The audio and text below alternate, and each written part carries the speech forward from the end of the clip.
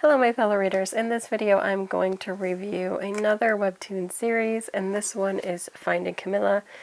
This is one that I discovered through a fan video. It's a fan edit, and it drew me in with the story and what was happening, and I was like, I want to know more. And I think I just did a quick web search, and I was trying to see like where the webcomic was published through, but then I saw that it was going to be officially like print published, and I was like, ooh, sign me up for that then, and I'll read it that way. And so, yes, Finding Camilla. And this one, I guess I'll read the back of volume 1 and then I'll go into it a little. I can't wait for more of this though, I'm just going to say that. So here we go, volume 1. Here's the synopsis for that one.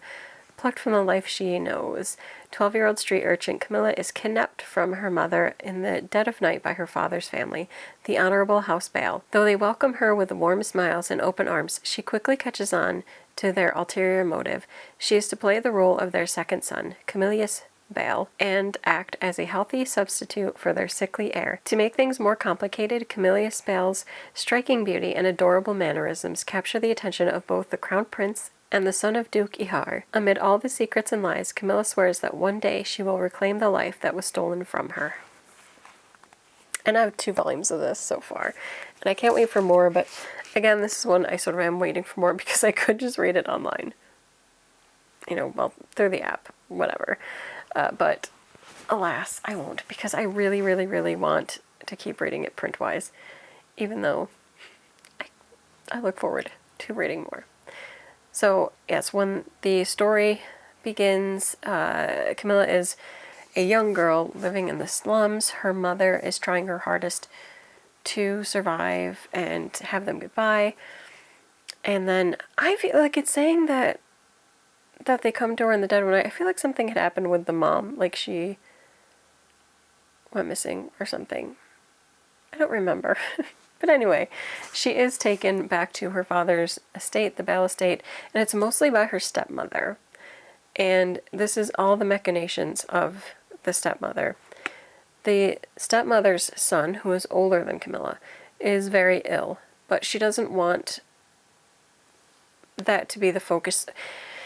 Essentially what she doesn't want is for, because her son is ill, for other relatives and whatever, to have someone named as the heir, in, I guess, hopes that her son will pass away.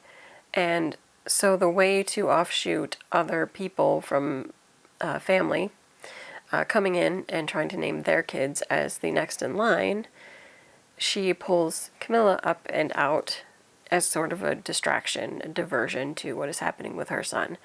Because if there's another, like, full child, and especially full son, of her husband, then everybody will back off, and that'll give her time to have more done for the health of her son. She's not giving up on her son being healthy. She just needs more time and space in order for that to happen, essentially. And so that's why she has plucked Camilla away. And she's not an overly nice person. She could have been worse, but she doesn't really care at all for Camilla, but especially since she sees her as the child of somebody that, you know, slept with her husband. So, of course, she feels betrayed by Camilla's mother. Camilla's mother used to work for the family. I think she was just a maid. I think she used to clean the estate, and ended up having a relationship with the stepmom's husband, and she's not happy about it. So I don't remember if she fired the mom or what happened there, but the mother had to flee. I don't remember exactly the circumstances, and why would I give that away anyway? I think that you should read it and find out. But anyway, the mother had fled, and that's why they were in the city slumming it, trying to get by, is because she had lost her employment with the house. And Camilla's not really bothered by that rough life that she had because she had her mother, and she would much rather be back and have that relationship with her mother than be this noble, but also lying about who she is. Now, as for other characters in here, her brother, her older brother, actually is very excited that she's at the house. He was excited to meet her. It is his sibling. They might be half siblings, but it's his sister. He's very glad to have his sister. I think he's sort of bothered by the fact that his mother is making his sister be his brother, but there's not much he can do about it. To him, she is his sister. It is through her brother that she meets the prince, as it's there, and then who I think is really the primary love interest, who is Claude. And I'll just go back. This is when they were kids, but that's Claude. There is an unfortunate accident with a hunting rifle, and Camilla accidentally injures Claude, and man, her stepmother was not happy because that's an affront to nobility, and I think that they might be higher nobility than their family, or on par. I don't know, but definitely how the stepmother sees it, definitely above Camilla. And so it's a bit of a scandal, and she's all mad about it, but whatever. And so that sets up like the characters.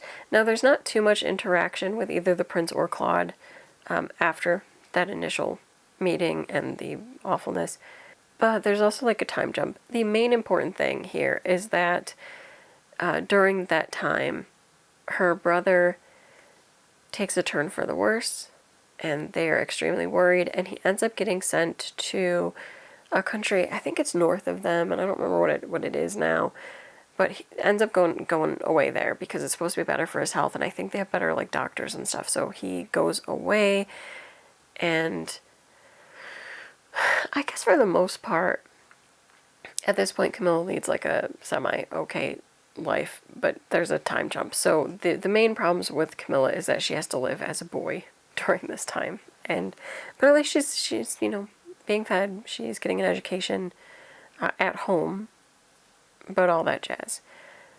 What happens after the time jump? Camilla's now 16. She's still living the life of a boy. I think her brother, he couldn't come back. I think like something happened that kind of impeded it, but he was doing better, so he's still alive. It's 4 years later, he's still alive. And at this time, Camilla ends up getting dragged to the school that her brother, I think, was set to attend, or he was starting to attend, but then had to go away because he was sick. She's going to go there, and so suddenly we find ourselves knowing she's going to have more interactions with the love interest.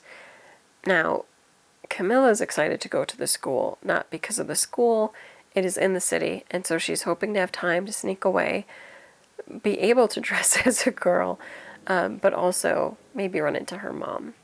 So that's her main mission, is to find her mother. There's mixed things about that, because I think like the stepmother, I don't want to give it all away. Anyway, it's fine. It is what it is. The cutest things, I'm just going to say, are the interactions, especially with her and Claude. As the story goes on, there's more interactions between those two. The prince has some cute moments. Her brother actually comes back into the picture, I think in the second book. I don't think he's back by the end of the first. I think it's mostly the second. And brings along with him the prince, I'm pretty sure he's prince, not king, prince of the other country that he's been in. And he is an interesting character because he knows that Camilla is a female. And so he does a lot more teasing with her, and it's very cute. But it's really those character interactions. It makes it a good, like, typical, like, girl story, much like any shoujo manga. It's like that. It's really good. I really love... Claude is one of those characters who is kind of, like, standoffish, and he's a little closed off a little bit. All the girlies love him because he's, like, handsome and whatever, so he has a lot. Also, there is a female character that believes herself to be his fiancé, like they have to pair up together. Claude doesn't really want that. The girl does. And so it adds like a little wrench into her plans, but it's kind of funny just seeing like the two of them and how it's developing. Worried about how she's going to treat Camilla, but I think that's for more hijinks later. Let's see, volume 2, there is a little bit of a crime mystery interwoven in there, and I like that part. I'm not going to give that away, but it pulls them in together a bit more. What else do I want to say? It's just good. You know when you just get a good story, and it's got all those characters, and I feel like a lot of the other ones where it's kind of has the outward signs of like, oh yeah, you could pick any one of these guys, but you know there's the main guy. It's kind of like that. And so you really wait for those moments for them to be together, but you kind of don't mind the other characters because they might make the other character jealous. But also, the comedy here, of course, is if you have ever read a story where they have to, I guess, gender swap for their character thing, and this is really, I think Shakespeare popularized it with Twelfth Night, and it's been redone a lot throughout movies, television, books, what have you. It's that whole thing of the love interest falling in love with the person and not their gender, if that makes sense. Like, for a lot of them, of course, there's the relief that, oh, you were, you know, a female all along or what have you, but at the same time, it's fun to see them falling for the person regardless, and then you're like, oh, if you only knew. So again, that's a tale as old as time, and it's happening here because you can see that Claude finds himself attracted to Camillus, but it's not because Camillus is a man, it's because Camillus is Camillus or Camilla, and I don't know, it's just cute. I think it's, you know, again, one of those age-old tales. It's definitely been in stories for hundreds of years. At the very least, it might be longer than that. So it's something that works. It's an age-old trope that works. So if you feel like a romantic comedy that has like swapping identity and rags to riches kind of, and just cute character interactions, and I think main characters that you could root for and really hope for the romance to blossom, check out Finding Camilla. It's cute, it's sweet, and it's lighthearted. There is a little touch of darkness, of course, because of her background. You never know what's going to happen up ahead, but I'm enjoying it, and if you want to give it a try, check it out now. That is it for this video. Until next time, bye.